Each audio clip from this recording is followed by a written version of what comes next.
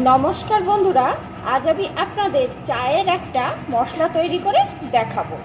তার জন্যে এখানে আমি একটা কড়া ভালো করে গরম করে নিয়েছি। তারপরে গ্যাসটাকে একদম লোতে দিয়ে দিয়েছি।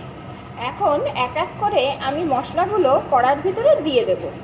প্রথমেই দিয়ে দেব কিছুটা আদা কুচি। এই আদাটা কিন্তু কুচি করে আমি আগে থাকতে রোদ্রে শুকিয়ে রেখেছিলাম।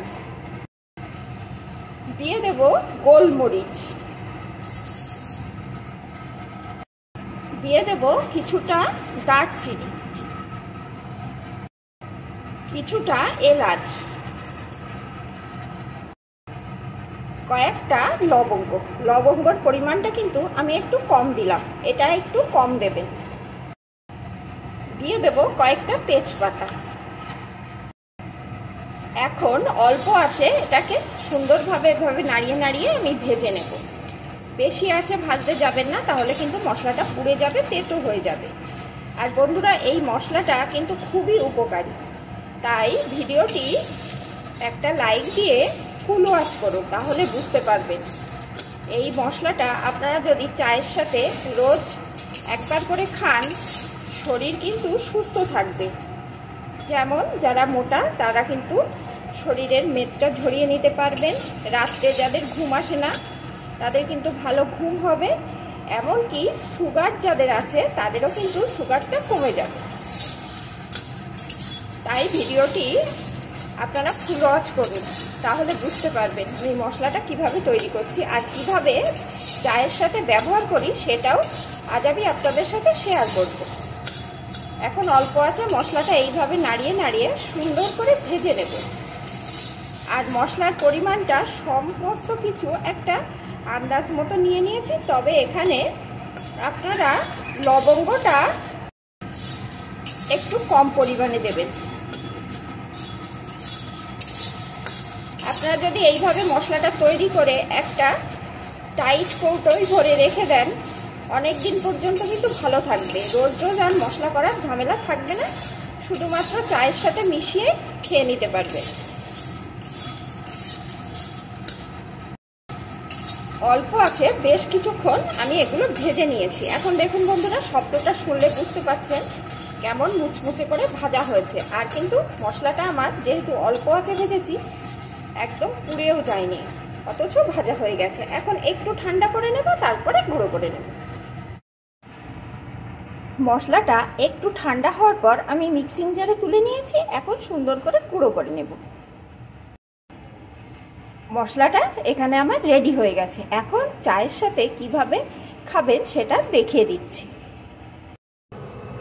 এখানে আমি চা তৈরি করার জন্যে জল বসিয়ে দিয়েছি। 1 কাপ চায়ের জন্যে 1.5 কাপ মতন জল বসিয়ে দিয়েছি। এখন জলটাকে ভালো করে প্রথমে ফুটিয়ে নেব।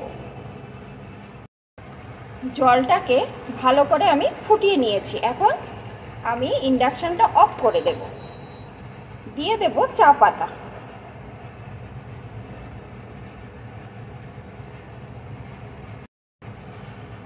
এক কাপ চায়ে আমি 1.5 চামচ চা পাতা দিয়ে দিচ্ছি।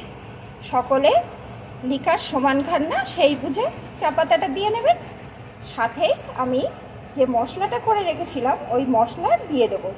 মশলাটা 1 কাপে কিন্তু 1/2 চামচেরও অর্ধেক মশলা লাগবে। এই যে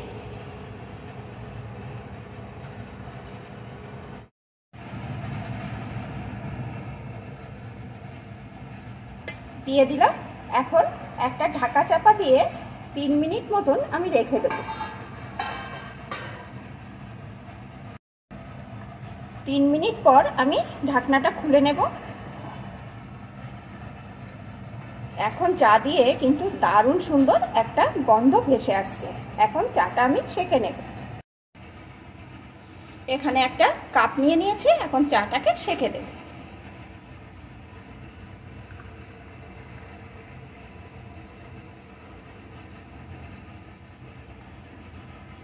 দেখুন বন্ধুরা, চায়ের কালারটা যেমন সুন্দর এসছে, চা দিয়ে কিন্তু একটা অসাধারণ গন্ধ উঠে আসছে।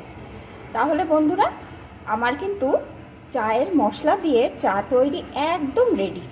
এই চা আপনারা যদি সকাল বিকাল একবার করে খান, দেখবেন কতটা উপকার পাচ্ছেন।